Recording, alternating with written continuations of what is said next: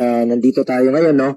Para malaman ng katotohanan. Tandaan natin na ang katotohanan lang ang kakampi at poprotekta sa iyo, Miss Alice Go. Huwag mo sayangin yung oportunidad na binigay sa iyo namin dito sa Senado. Just tell the truth. Yung totoo lamang po. Kasi dahil sa pagiging evasive mo noong mga nakaraan hanggang ngayon, kung ano-ano na pong mga insinuations, haka-haka, chismis at conspiracy theories ang kumakalat. Marami na pong nadadamay ng mga inosente, pati po si former President Duterte ay kinokonekta sa iyo. Ayoko na sana bigyan ng panahon ng mga chismis, pero since nandito ka na at cited in contempt ka na, ayaw mo rin naman sagutin ang mga tanong ng mga kasamahan ko rito, mabuti nang klaruhin mo ang iba't ibang mga aligasyon. Total, di naman ito connected sa mga kaso mo.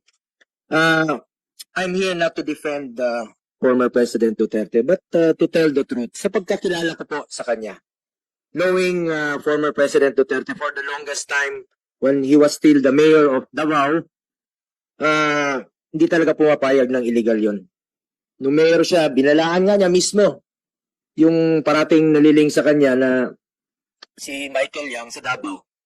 Nagninegosyo yan doon, pumunta, early 2000 pa siguro. Nagdala yan ng bayong, nagninegosyo ng mga cellphone, meron sa maliit na paninda. Sinabihan niya yan, pag nagnegosyo ka ng illegal dito, ibabaon kita ng buhay dito. So, ibig sabihin, ayaw niya po ng illegal ni dating Pangulong Duterte.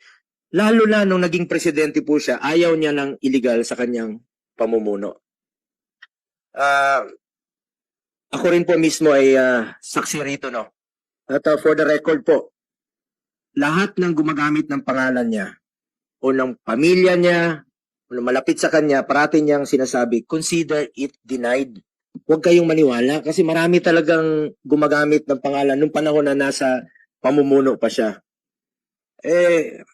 Marami pong mga name dropper na gumagamit ng pangalan. Huwag ko kayong maniwala. Pag ginagamit po ang pangalan, masama po ang intention yan. At ako po ay mismo, noon pa, against po ako sa Pogo. Pag apektado na po ang peace and order. For the record, ayaw ko ta rin ng Pogo.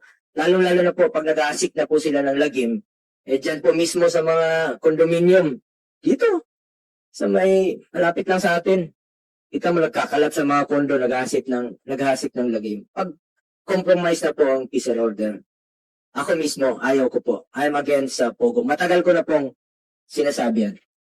At lastly, to Miss Alice, kung may intention ka bang magsabi ng totoo dito, please lang po, sabihin mo na lahat. Yung totoo lamang po. Kung rerespetuhin ka pa dito, huwag kang maging evasive. Sabihin mo lang yung totoo. Huwag kang tumakas, huwag kang magsinungaling. Ay imbestigahan ni Senator Sherwin Gatchalian ang kabiguan ng mga bangko na sitahin at usisain ng financial transactions na maaring nagbigay daan sa pagtatatag ng mga Philippine Offshore Gaming Operators o POGO na nauugnay sa mga kriminal na aktibidad sa bansa. Pinunto ni Gatchalian, ang money laundering ay isa sa pinakamalaking krimen na ginawa ng mga POGO na niraid ng mga otoridad.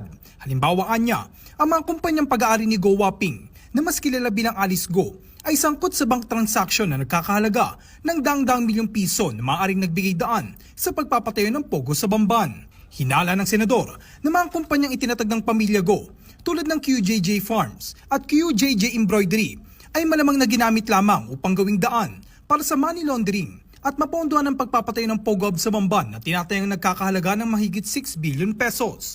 Ang mga transaction anya sa bangko ng mga kumpanya ng Go ay umabot sa daang-daang milyong piso, higit pa sa ipinihiwatig ng kanilang mga financial statement o kanilang kakayahan sa pananalapi.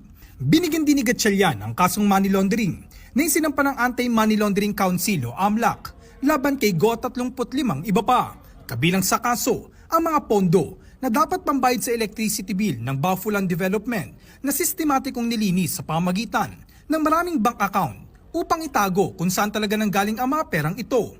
Ang Baofu, ang property developer na nagmamayari ng lupa kung saan itinayo ang Pogo Hub sa Bamban. Bukod sa Pogo sa Bamban, tinitingnan din ng AMLAC ang ilang compliance issues na may kaugnayan sa Porac Pogo Hub. Very strong, very strong. Mga official documents yun at yung mga documents na yun ay may mga supporting documents yun. Very strong yun. Very strong.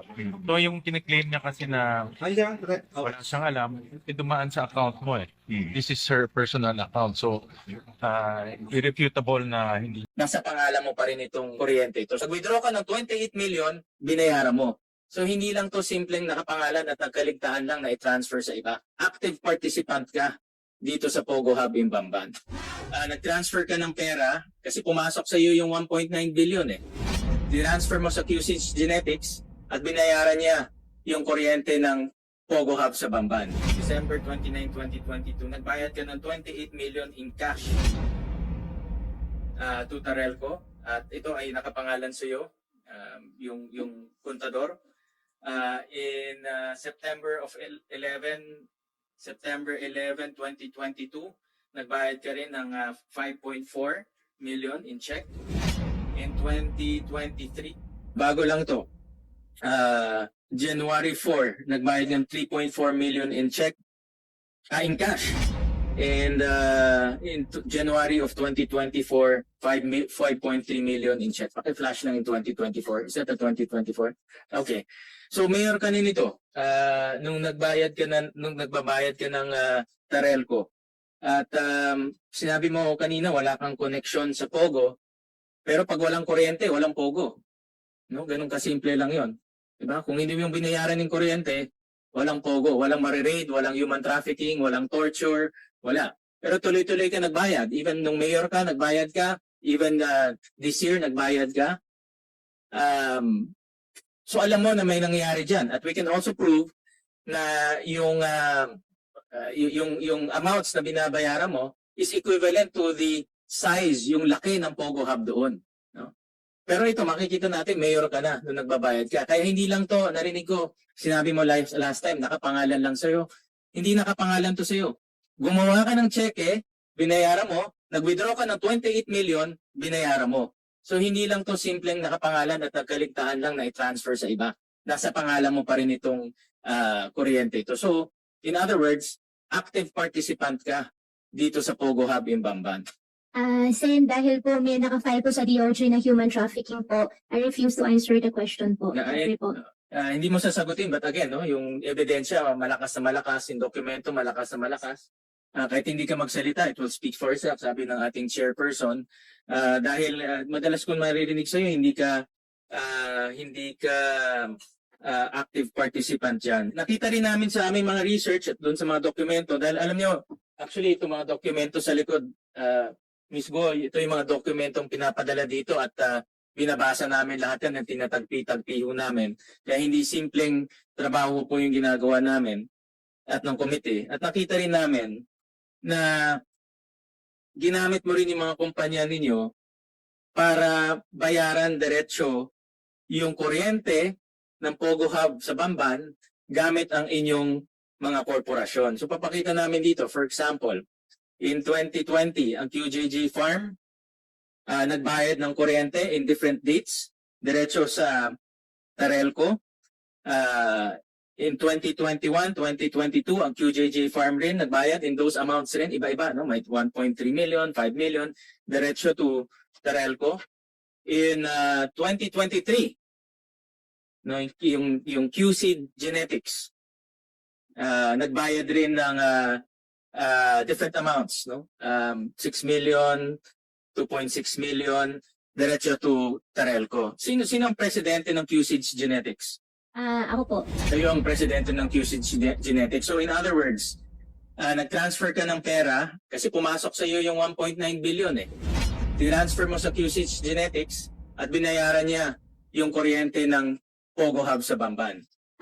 Wala pong pumasok na 1.9 billion, Your Honor. At for that question po, I invoke my right po. Gawa po na meron na pong pending po ng human trafficking po na related din po dyan sa issue, kaya hindi ko na po sasagutin po At dito. gusto ko rin i-point out, 2023, mayor ka na nito.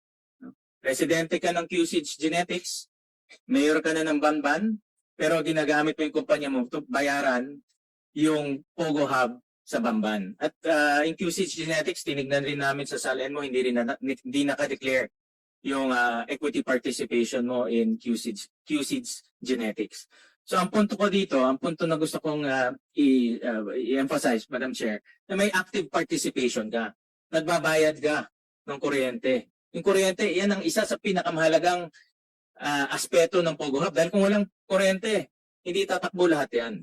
Kaya yung statement mo, na madalas mo marinig na wala kang participation, base sa dokumento, active participant ka at ginagamit mo pa yung family businesses ninyo para pondahan itong Pogo Hub sa Bamban.